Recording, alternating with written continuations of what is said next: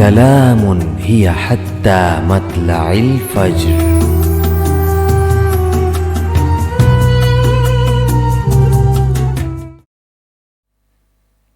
بسم اللہ الرحمن الرحیم. السلام علیکم پیارے بچوں، آپ دیکھ رہے ہیں پروگرام سیر المرسلین اور میں ہوں آپ کی دوست عائشہ زاہد. اور آج میں آپ کے لیے لے کر آئی ہوں ایک اور اللہ کے پیارے نبی کا واقعہ. تو اس واقعے کو آپ نے غور سے سننا ہے اور اس کے آخر میں پوچھے گئے سوالوں کے جواب بھی آپ کو دینے ہیں میرے کامنٹ باکس میں. تو شروع کرتے ہیں آج کے نبی کا واقعہ. اور آج جن نبی کا واقعہ میں آپ کے سامنے پیش کروں گی ان کا نام ہے حضرت ابراہیم علیہ السلام. جی ہاں، حضرت ابراہیم علیہ السلام اللہ تعالیٰ کے نبیوں میں سے ایک نبی ہیں اور ان کا واقعہ آج ہم سنیں گے. تو شروع کرتے ہیں. حضرت ابراہیم علیہ السلام کے زمانے میں لوگ ستاروں اور بتوں کی پوجا کرتے تھے. اللہ تعالیٰ نے انہیں ابراہیم علیہ السلام کو یعنی اللہ تعالیٰ نے حضرت ابراہیم علیہ السلام کو اس وقت ان کی برائیوں کے خاتمے کے لیے، یعنی اس وقت جو لوگ ستاروں کی اور الگ الگ بتوں کی پوجا کر رہے تھے ان سب سے نکالنے کے لیے اللہ تعالیٰ نے حضرت ابراہیم علیہ السلام کو وہاں پر مبعوث فرمایا تھا، یعنی وہاں پر بھیجا تھا اور حضرت ابراہیم علیہ السلام کو اپنا دوست بنایا تھا. حضرت ابراہیم علیہ السلام نے اپنی قوم سے پوچھا کہ وہ بتوں کی پرستش کیوں کرتے ہیں، یعنی ان کی پوجا کیوں کرتے ہیں، جبکہ بت جو ہیں نہ تو سن سکتے ہیں اور نہ ہی وہ کسی قسم کا فائدہ پہنچا سکتے ہیں. لوگوں نے کہا کہ وہ ان کی پوجا اس لیے کرتے ہیں کیونکہ ان کے باپ دادا بھی ایسا کرتے تھے.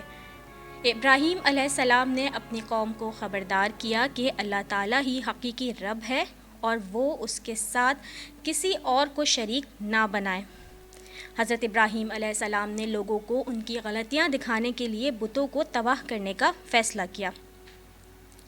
جب لوگ ایک تہوار منانے کے لیے شہر سے باہر گئے تو حضرت ابراہیم علیہ السلام نے پیچھے سے بت خانے میں جو ہے وہ چلے گئے. بت خانے کے اندر انہوں نے سب سے بڑے بت کو چھوڑ کر کلہاڑی سے تمام بتوں کو توڑ ڈالا.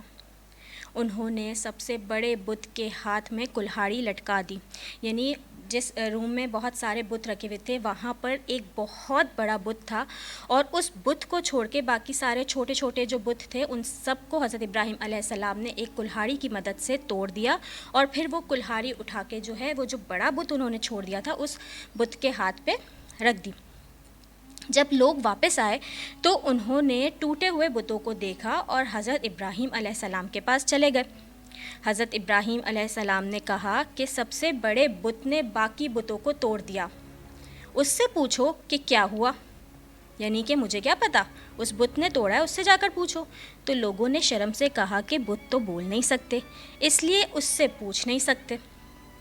حضرت ابراہیم علیہ السلام نے انہیں یہ باور کرانے کی کوشش کی کہ وہ ان بتوں کی پوجا کرتے ہیں جنہیں وہ خود تراشتے ہیں، یعنی جسے آپ لوگ خود بنا رہے ہو، آپ اسی کی پوجا کر رہے ہو، آپ اسی کی عبادت کر رہے ہو. بت بول نہیں سکتے، اپنا دفاع نہیں کر سکتے اور انہیں کسی بھی طرح سے فائدہ نہیں پہنچا سکتے.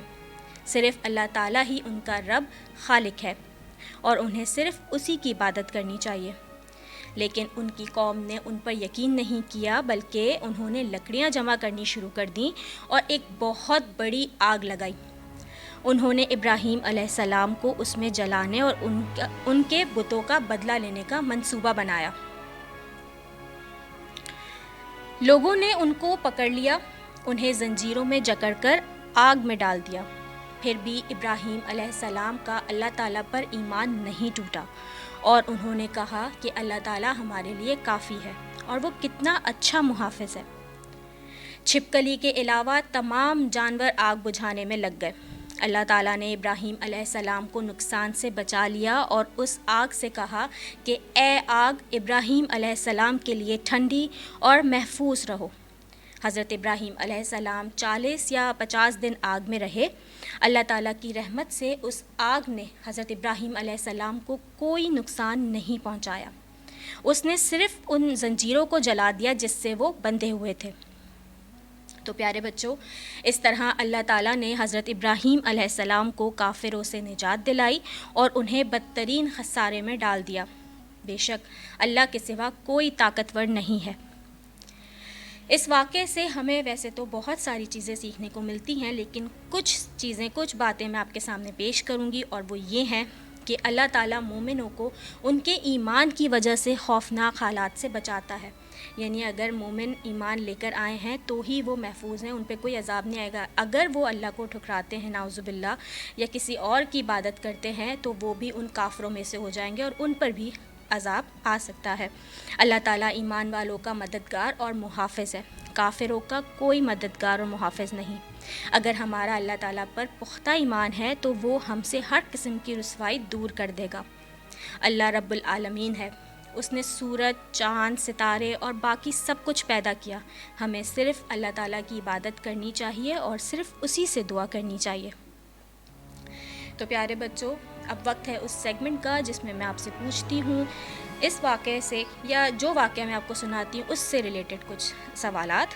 تو اب میں آپ سے پوچھوں گی کہ کیا آپ جانتے ہیں کہ ابراہیم علیہ السلام نے بتوں کے ساتھ کیا کیا؟ یا پھر کیا بت ہماری کسی بھی طرح سے مدد کر سکتے ہیں؟ اور مجھے یہ بتائیے کہ جب ابراہیم علیہ السلام کو آگ میں ڈالا گیا تو اللہ تعالیٰ نے ان کی مدد کیسے کی؟ یہ سوالات اور ان کے جوابات مجھے آپ میرے کامنٹ باکس میں ضرور بتائیے گا. اگر آپ کو آتے ہیں تو بہت اچھی بات ہے، ورنہ آپ اپنے ممی پاپا سے بھی ہیلپ لے سکتے ہیں. آپ سے ملاقات ہوگی ایک نئی ایپیسوڈ میں ایک اور نبی کے واقعے کے ساتھ. تب تک اپنا بہت سارا خیال رکھیے گا. مجھے دیجیے اجازت. اللہ حافظ.